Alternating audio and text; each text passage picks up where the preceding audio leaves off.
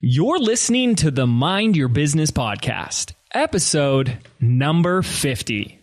Today, I'm interviewing my good friend and special guest, Rick Mulready, as we discuss how to overcome those mindset hurdles that we all face as entrepreneurs. So, stay tuned.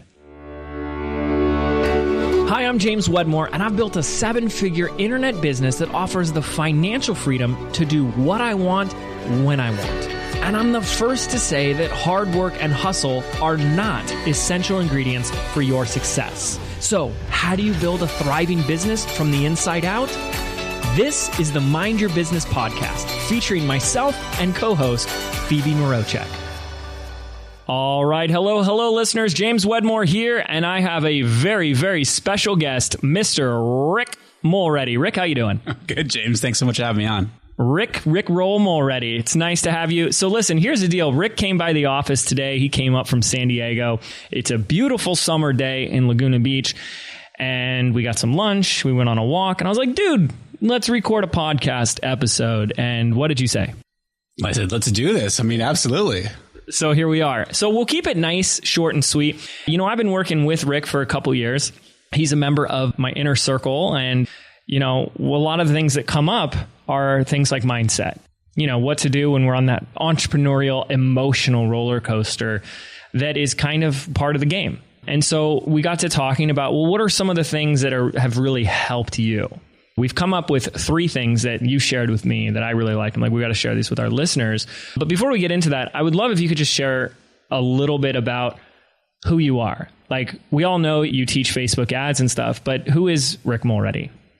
I'm somebody that is still honestly trying to figure out this whole entrepreneurial thing, if you will. Like, I'm still on this journey, like from a numbers perspective and all this other stuff. I feel like I've been very successful, but yet still trying to figure things out as we go. I came from the corporate online advertising background for 12 years and then got the entrepreneurial bug and have been doing very well over the past few years. But at the same time, like, I'm always learning new things. And I do think that, you know, one reason that I love what you guys talk about here on the podcast is that when it comes to mindset, that is the foundation. Like, that's one of the biggest things that I had to learn was, you know, we can learn how to do Facebook ads or funnels or whatever it might be to create income. But really all of that stuff is driven by mindset, is by how you think and look at different things, not only in your life, but in your business as well. So I know you have a great story, like, you know, it was like over a year and a half of quitting the corporate job, jumping ship and going into entrepreneurship, where there was a lot of, to use your words exactly, floundering. And I'm wondering if you could think back, before we share these really cool mindset hacks that you have for us, if you could think back to that time and see, well, okay, if you're going to propose that this mindset thing is essential, what type of mindset did you have there when you were at $0 or just making a little, getting by, versus where you are now? And what has shifted for you? What's the difference? Well, yeah, back then, I mean, it was scarcity and fear-based, like 100%. So like, what were you saying to yourself? I was saying, okay, I know I want to do this, but I have no idea, number one, how to do it. And I also didn't think I actually could do it because I was coming from, like you said, James, a corporate job where I was making a few $100,000 a year. I was making a very good living, but at the same time, I knew I wasn't happy. So I wanted to do more with it. And so I made the jump. I set myself up, you know, sort of financially to be able to make that jump into doing this quote unquote entrepreneurial thing. But yet I really had no idea how to build a business. And I also didn't think that I could do it. You know, I thought that I could, let me kind of rephrase that. I thought that I could do it when I left the corporate world. I was like, yeah, I can do this. I can make this work. But then when I actually got into it, it was like, wait a minute, like, wait, you really have no idea what you're doing. And then doubt began to creep in, you know, really quickly. And like, as you said, I floundered for about 14 months and really went through that year with a lot of fear, with a lot of not knowing where I was going. The direction really wasn't there. And like, holy cow, maybe I have to go back to this corporate world, which I didn't want to do. And where would you say you are now? Even though you're being really humble and modest and be like, oh, I'm still trying to figure this out. You figured out a lot more than most people have. So what's life like inside Rick Mulready's head from day to day now?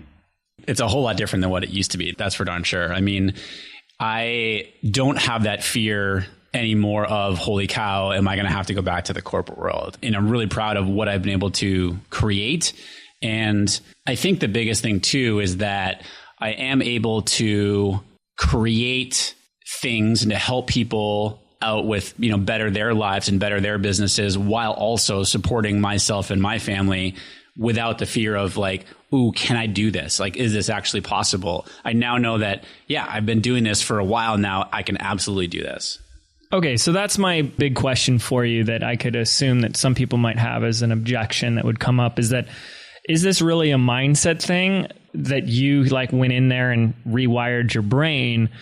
Or is this just something that, hey, when anybody's brand new, there's going to be fear and a lack of confidence, and over time you're going to build up to that? Or was there still something else that had to shift? I mean, I'm just curious because, yeah, I can see it. I've seen your progress and your journey.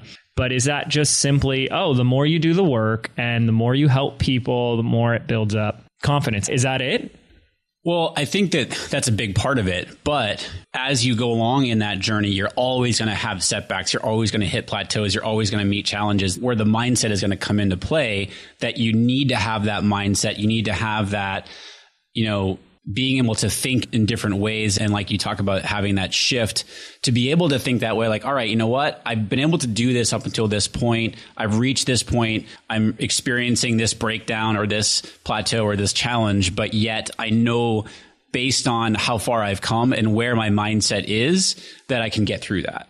Right. I always share that phrase of what got you here won't get you there, that you may need to rebuild yourself in a new way to get to that next level, to think differently, to see things differently, how you view your time and your value and your energy. I mean, that stuff has to be constantly reevaluated. So I like that. So speaking of mindset, even though we have this podcast called Mind Your Business, I still find myself rolling my eyes when people say, it's mindset. I feel like it's just this general over-encompassing word that is overused and a little oversaturated because, we all have minds and our minds are interpreting everything anyways. So everything is mindset. So I think what we wanted to do is really take a closer look at 3 type of mindset shifts or hacks that Rick is actually using as a discipline in his daily life to have an impact on his business. So Rick, what's the first of those 3 right now?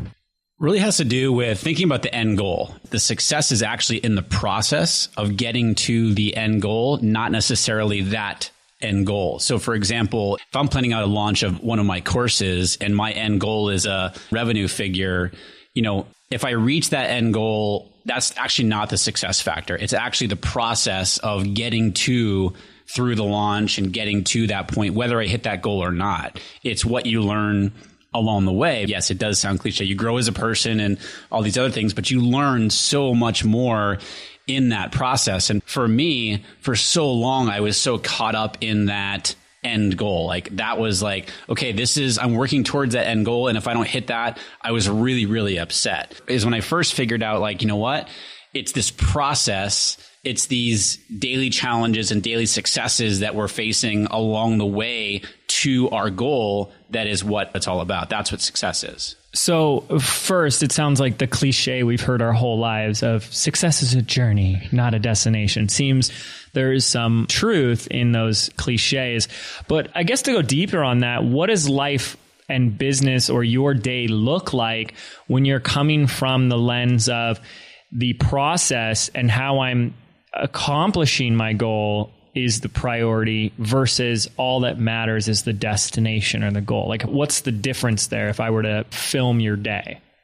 Well, it really allows me to kind of like be more fun along the way and to test different things and realize that I'm doing it because I'm choosing to do it. Like that's what, like I have control over this. I get to do this instead of, I have to do this in order to reach this goal at the very end. So as soon as I shift my mindset to think of things that way, if something doesn't work out, like we're going along the way and maybe I have something, come up with my team or whatever it might be, just remember that these are all learning experiences that I can it might not be fun in the moment, but it will be for the greater good as we go along here. And so just kind of stepping back and remembering that, you know what, it is these little things along the way, and they might not feel little as they're happening, but they truly are the little things that are happening along the way that are what we should be really focusing on. And really the last thing I want to say about this is that we often hear, that the success, or it's the grinding, it's the hard work, it's the feeling terrible, it's the struggle that makes it all worthwhile when we reach our achievement. When it really comes down to is, unfortunately, I think that the mindset is we find more satisfaction when we do achieve something through the struggle. Absolutely. When it is really about, rather than, I should say, when we achieve something with ease. And I know that I do still struggle with that. I mean, ironically, I do struggle with that quite a bit. But I've been able to overcome that a little bit, especially this year in 2016, where I've been able to say, all right, you know what? That kind of happened kind of easily. That was pretty cool. I want to do more of that, rather than judging it on like, oh, I struggled and this, like I'm working 16-hour days and it was so hard and this was whatever it was. But yet, you know what? I did achieve my goal. Like I reached my numbers. And so it really comes down to, you know what? Let's try to shift our mindset from a perspective of, we achieved it with more ease, or with ease. That's still awesome. I think there's so much more that could be said here. Like, I'm glad you brought this up. I mean, it's a lot about what we talk about in the podcast, of this conversation of just, the hustle attitude and advice you're getting from everybody is something that we really have to start to question, because I'm so much more impressed by somebody that has great results in their life or their business, and they have balance. Like they did that with the path of least resistance. They did this with ease and flow. And I look back at our last launch. You might have heard a little bit as we talk about it in the podcast, but we did our first round of debrief with the team, and we're like, this has been the easiest, stress-free, mistake-free launch we've ever done by far. And we're even still doing the same amount of work as we would in a normal launch, any other launch. But there's just something to be said there about, hey, we're on the right track with something, versus people being okay with the forcing of the, jamming the square peg into the round hole and just trying harder, and to say, well, wait a second, maybe there's something you're missing here. Maybe if we took a step back for a moment, I'm always reminded of the fable or the metaphor of the bumblebee that's banging its head against the glass, not realizing that if it just took a step backwards, it would see that there's an opening from the window to go right back outside where it wants to go, just a few inches to its left. But he just keeps banging his head. It doesn't really matter how hard he bangs his head. He's still going to hit the glass. He's never going to break through that. And sometimes it takes stepping back and saying, wait a second, maybe there's an easier way. And I can't stress that enough, that if there's one thing you take away from any message that we're sharing, or any guest, and Rick is just another example of someone who's in the trenches doing it, is that to look for the path of least resistance, look for the ease and the fun in your life and your business. And there are quotes that say, these are some Abraham quotes. Like one of them is like, their definition of success is measured by how much joy you can have in a day.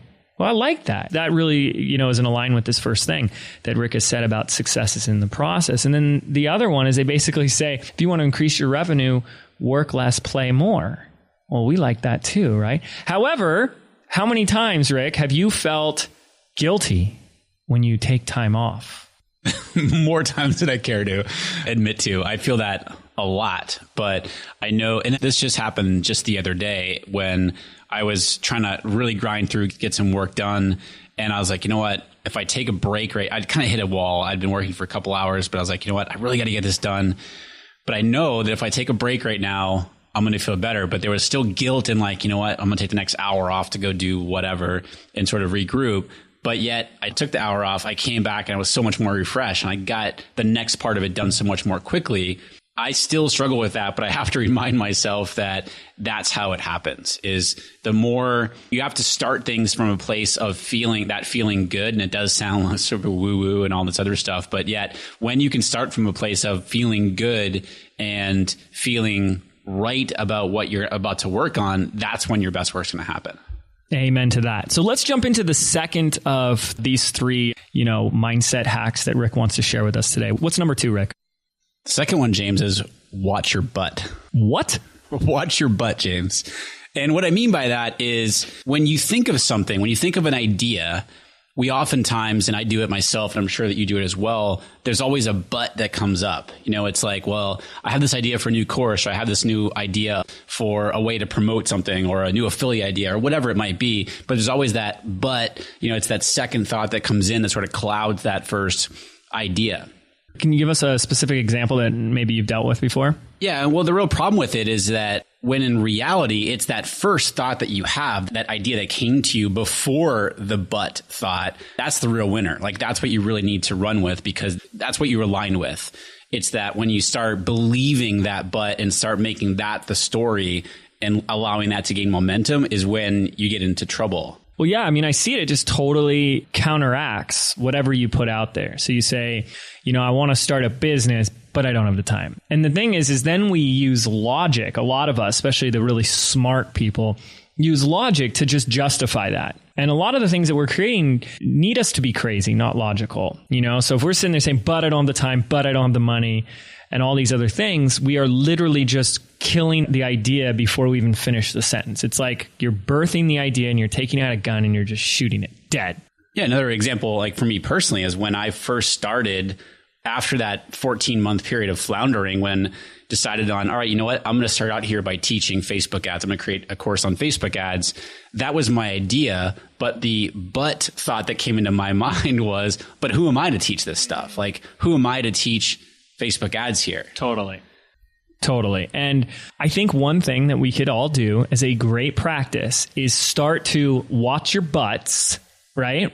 And when you can, every time you can, replace the but with an and. So when we say, I want to create an online course, but I don't think I'm an expert, at the very least, you can say, I want to create an online course and I'm not an expert. They're two separate things. Just the word and can at the very least separate it. See, when you use but, you're actually literally canceling out the thing that you want. You're saying, but I can't be this expert, or I can't have this course because I'm not an expert. But when you put the and, they're just two completely different thoughts. I want a course, I'm not an expert. And when you can look at them as two completely separate entities, you can perhaps maybe do something about both. Well, I can create the course and I can become an expert. But when they start playing in that dance of, one negates the other, you kind of just shoot yourself in the foot and kind of stick there. Would you agree? Yeah, absolutely. Because if I'd let the but thought stop me, I would not be where I am today, and I've helped thousands of people all around the world. I'm on the path for 7 figures and all this great stuff, which is awesome. But it's because I didn't let that but thought get in the way. So what advice would you have for somebody that's in your place where you were 3 years ago, but who am I to be teaching this?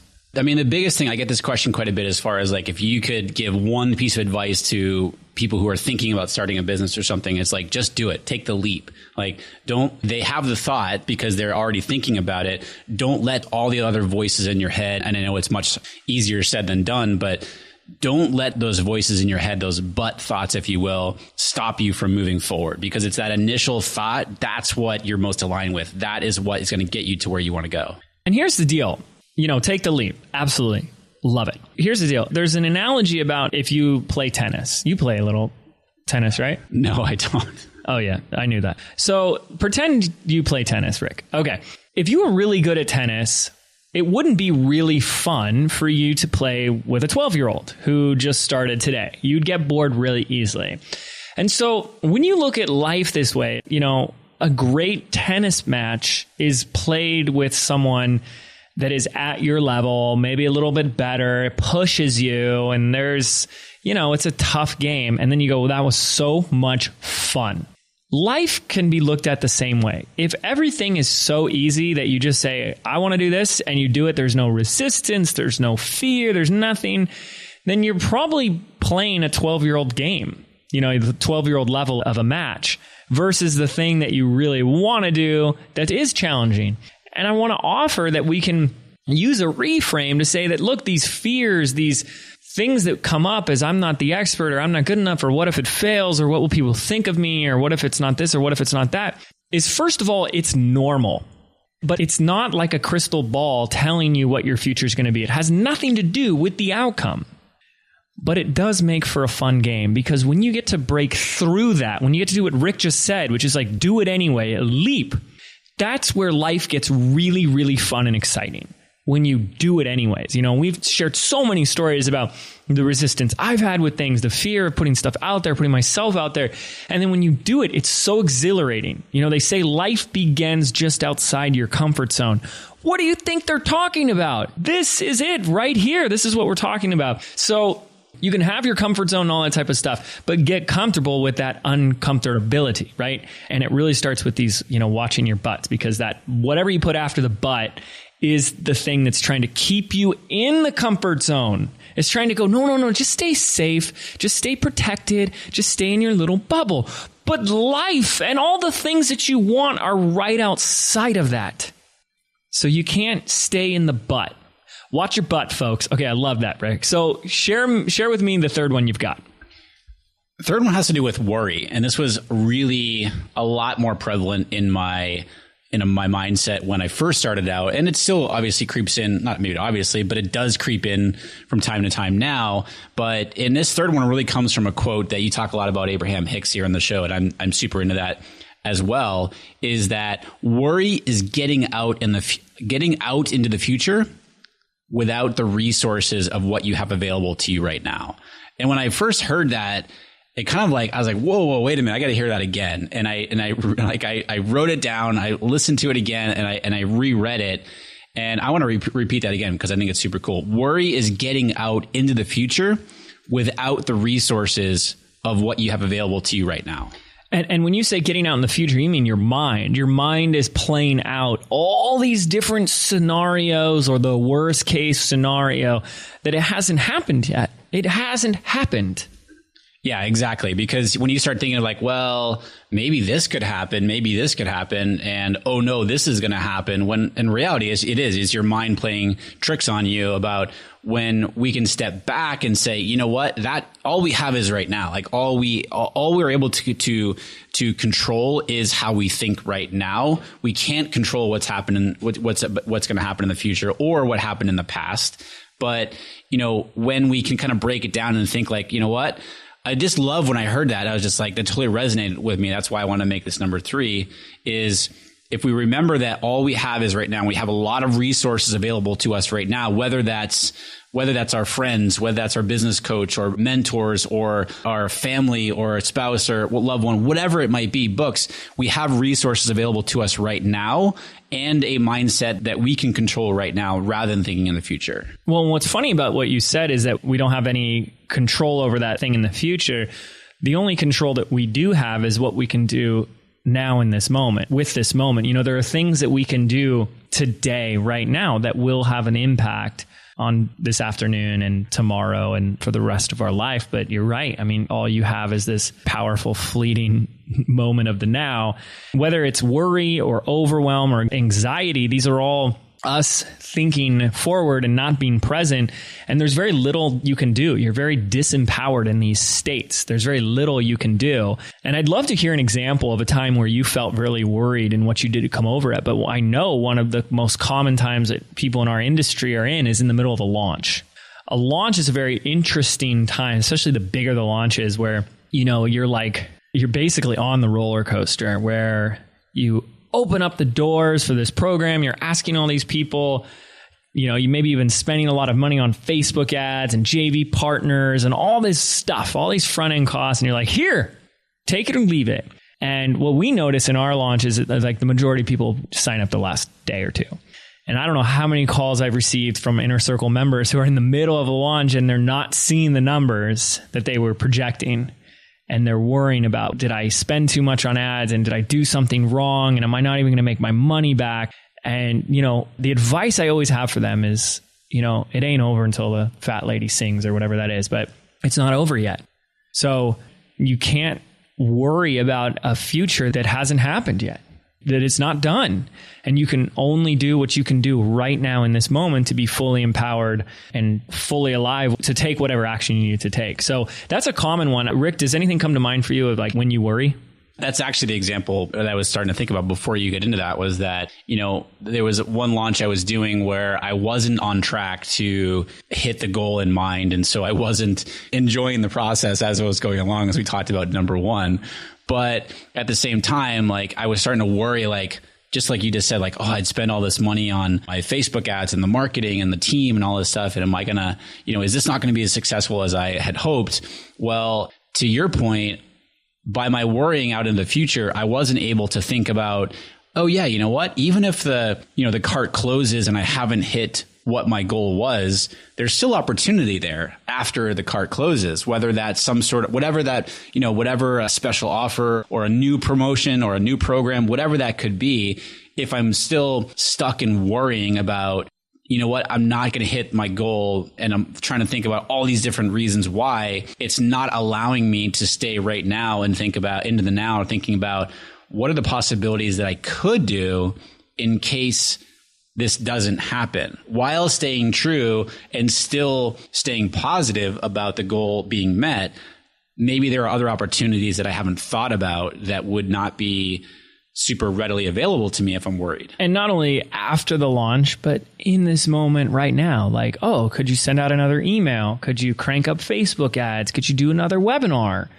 Is there anything else you could do? But then we also need to look at, well, why were we worrying in the first place? And like, well, because I'm not going to hit my goal. Well, who created the goal? You did. And I've had this great experience. I've shared with it in the past on the podcast, where I had 2 coaching clients who both hit the exact same number in their launch within a 1 week difference. It was $100,000. One was like 100, and then the other was like 102,000. For one person A, it was like life-changing. Person B, total breakdown failure. Why? Because they set different goals, but they set the goal.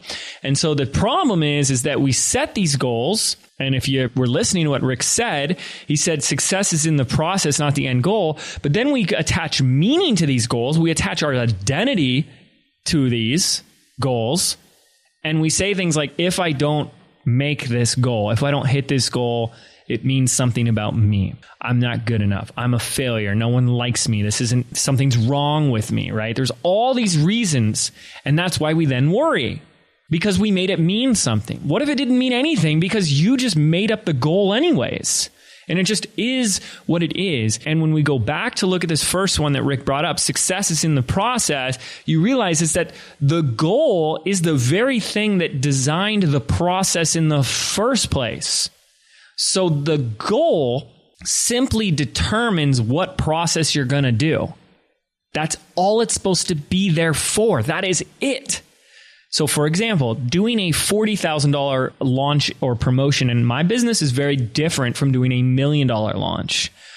One doesn't mean more success or another, even though one is a heck of a lot more money. We do $40,000 promotions with a couple of emails and like a little bonus for a couple of days all the time. But $1 million launch means we're pulling up all the stops, paid ads, affiliates, JVs. They're just different processes to accomplish that. But the goal determined what strategy and what process and what way we needed to show up in order to play this game. But if we don't hit it, it doesn't mean anything about us. And so I really want to stress that, like, we want to stay out of worry. We're in worry because we've made it mean something. And we need to just realize that, well, listen, we made up the meaning and we made up the goal in the first place. So how can we change the meaning or change the goal so that we're not worrying anymore? Because when you're worried, you can't get empowered. And when you're not empowered, you can't take the right actions to get the results that you want anyways. So, yeah, anything else you want to say about that?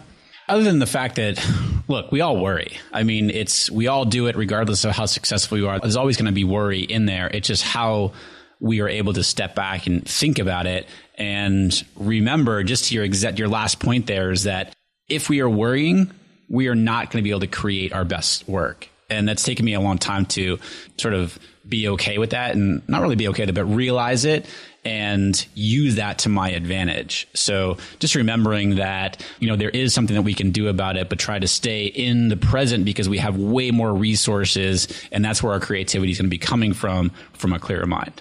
Do you have a book recommendation or anything that you recommend that gives you a little bit of the mindset, the peace of mind, or anything that's really stood out to you?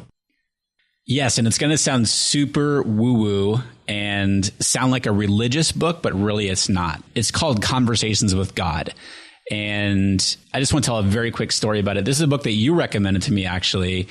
And you recommended it to me. I bought the book and it sat on my shelf. Never read it. I never opened the cover. And then we had another conversation like a month later and you were like, have you read Conversations with God? I was like, no, I haven't read it. So I started to read it. I got about 40 pages in and I was like, man, I cannot get into this book. I don't get it. I don't understand it. So I closed it again and sat back on my shelf again. And a couple other months went by and you asked me about the book again. And I said, you know what? All right, I'll try it again. And this time I got like 60 pages in and I still felt the same way. This was not resonating with me. Why does he want me to read this book so much? Why does he keep recommending it? And then it came up again a few months later. So it took like 3/4 of a year for me to finally get into this book. So finally I said, you know what? I'm going to get past page 60 because I couldn't get past it before. I got past page 60 and like the whole thing opened up to me. It's not a religious book. It's just the principles pretty much of everything you talk about here on the podcast, but just wrapped up in a different way. It's discussed in a different way. And it's this guy who is supposed to be having a conversation with God or the universe or however you want to look at it and call it, but he's writing down this conversation. And it's amazing. It is the book that I give to people now. I gift out to people. Just gave it to a couple people in the inner circle last week. And I'm actually rereading it again. Cannot highly recommend it enough. And I didn't ask that, assuming that's what your answer was going to be. I do recall me kind of being a pain in the butt, but that's because I've reread it a few times. And I think one of the core messages that I really took away from there is coming from a place of, you know, living a life where you know in your soul, like in every cell of your DNA, that you're meant to thrive and get everything that you want and that you're already worthy and deserving of everything. And that it's really about approaching life from a place of total fearlessness and trust and openness. And that's what actually gives you access to what you want. It is a perfect way to kind of sum up what we're talking about here, especially with the last one about, you know, the third one is worry, right? The second one you mentioned is about self-doubt. And then the first thing is really about detachment from our goals. And I think that I'm kind of glad I asked for the book recommendation here because it really brings us full circle. So that's fantastic. Thank you for sharing that. Rick, real quick, how can we learn more about you? I keep watching your podcast grow on the iTunes charts. So how can we find more of your smooth and sexy voice? Thank you for that. The podcast is The Art of Paid Traffic, and it's on iTunes and Stitcher. And yes, thank you. The podcast is doing really well, and I love doing it. My website is rickmulready.com. So hop on the email list there, and you can learn a lot of great information. I've learned a ton about Facebook ads from Rick, and he's helped my students and my, clients and inner circle members. He's a genius. And it's funny because like I'm bringing someone on who, you might have expected, he's going to talk about like law of attraction or something like that. No, he's talking about Facebook advertising, like it couldn't get more left brain, analytical, nerdier than that. But that's what I love. These are real people running their business and incorporating and integrating these things in their lives because we're all entrepreneurs and we're all dealing with a lot of the same stuff in our own version of it, and anything we can do to get empowered behind it so that we can serve our audience to the best of our abilities, that we can put ourselves out there with unwavering confidence and conviction that we're here to serve and help others is so important. To not get caught up in what happens if I fail, or what if I'm not good enough, or, I've got all these buts and reasons, or all these fears of what might happen. But to just say, this is all I have right here, right now, in this moment. Let's do it. Thank you, Rick, for being on the podcast. I truly appreciate it. Thank you, everyone, for listening. If you haven't subscribed yet, head on over to jameswedmore.com/iTunes so you can subscribe to the podcast, listen to our past episodes, because we've got a ton now, and leave a review. Thank you so much, and I'll see you in the next episode. Are you frustrated that no matter how hard you hustle, no matter how much you get done in a day, you still feel like you have little results to show for it? Do you feel like you're doing everything right, but there's still something missing? Well, what if there was an easier way? What if your business could be fun, effortless, and profitable? Phoebe and I have put together a free audio MP3 for you, compiling the 77 business affirmations for creating success from the inside out. And we want to give it to you absolutely free. This is your chance to rewire your brain for bigger results in your life and your business. To get instant access, absolutely free, simply visit 77affirmations.com.